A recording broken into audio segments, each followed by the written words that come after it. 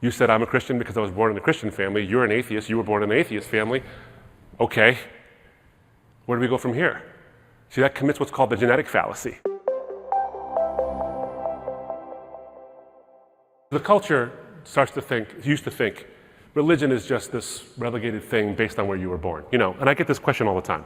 If you were born in Saudi Arabia, Abdu, you'd be a Muslim. That's hilarious because I was born here and I was a Muslim. If you were born in thus and such a country, you would be a Hindu because you were born in an Indian country. You would be in India, you'd be a Hindu and all that. And so Richard Dawkins and all these famous atheists have said this: is that religion is more of a product of culture, not a product of truth. And so, you happen to be this thing because you happen to be born within this context. You happen to be born into a Christian family, and so 99% of the time you stay what you are. Of course, that's interesting because that blade has two edges to it. If you were to talk to an atheist and say, you're an atheist because you were raised in an atheistic country, not because atheism is true, just because you happen to be raised in an atheist family. Now what? You said, I'm a Christian because I was born in a Christian family. You're an atheist. You were born in an atheist family. Okay. Where do we go from here? See, that commits what's called the genetic fallacy. The genetic fallacy is the fallacy that something's truth is determined by how someone got there. That's not how you determine truth. You determine truth by whether or not it actually has any evidence for it. And so the culture thinks this. You're a Christian because you were raised that way, and of course you're indoctrinated now by the various news networks you listen to or whatever it might be. And so we have this culture that dismisses it or gets angry at it because it's not really true. It has nothing really to offer us. It's just relegated to this cultural phenomenon. But you know what's interesting? I remember I was at a university in Canada years ago, and a young man walked up to the microphone. He's an Indian man. And he said this, okay? We're in Canada. He has an Indian accent. He's either the son of immigrants or he's an immigrant himself. And he says, if God wanted me to be a Christian, why did he put me in a Hindu family? It's an interesting question.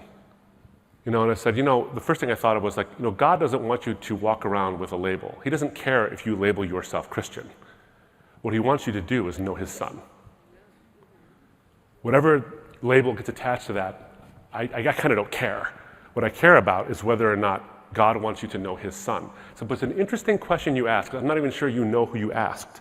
Because just now you said, if God wants me to be a Hindu, wants me to be a Christian, why did he put me into a Hindu family? You're asking someone who was raised in a non-Christian home, and here I am now, a follower of Christ after years of searching because the evidence was actually there. So the question I think you ought to be asking yourself not is, if God wanted me to be a Christian, why did he place me in a Hindu home? Maybe the question you should ask is, why did God allow circumstances to happen such that you actually happen to be in a country like Canada that allows freedom of religion, where you could ask that very question, come and hear people who were allowed to convert away from their faith, and so that you could actually hear the gospel. Maybe it's not that God has placed you into a Hindu family. Maybe it's that God put you at that microphone.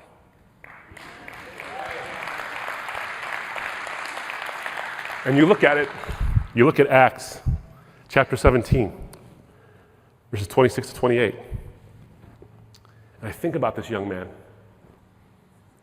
what was going on with him, and Paul talking to the cultural elite, talking to the philosophers of his day, says that he made from one man every nation of mankind to live in all the face of the earth, having determined allotted periods and the boundaries of their dwelling place, that they should seek God and perhaps feel their way toward him and find him. Yet he is actually not far from each one of us.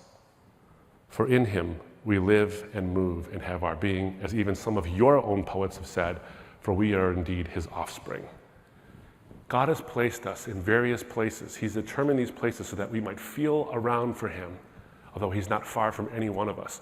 So here comes this young man from India, and he's standing at this microphone at a university in Canada, and he has been searching. He got the courage up to ask a question in the middle of this large crowd of people, to ask a question about how do we actually search for the truth. And he is the living embodiment of the idea that Paul gives here to the Areopagites. He basically says, God has determined all these things so that you can feel around for him. And here's this young man feeling around for him, and he's talking to somebody who wasn't a Christian, who was born in a non-Christian home, a religiously different home, and he wants to hear the message now.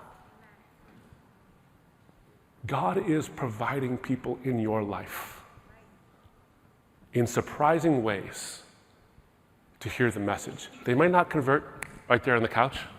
You might not have a close the deal kind of a moment, but you might have a seed planting moment, a watering moment. You have a gardening moment. He has planted them here.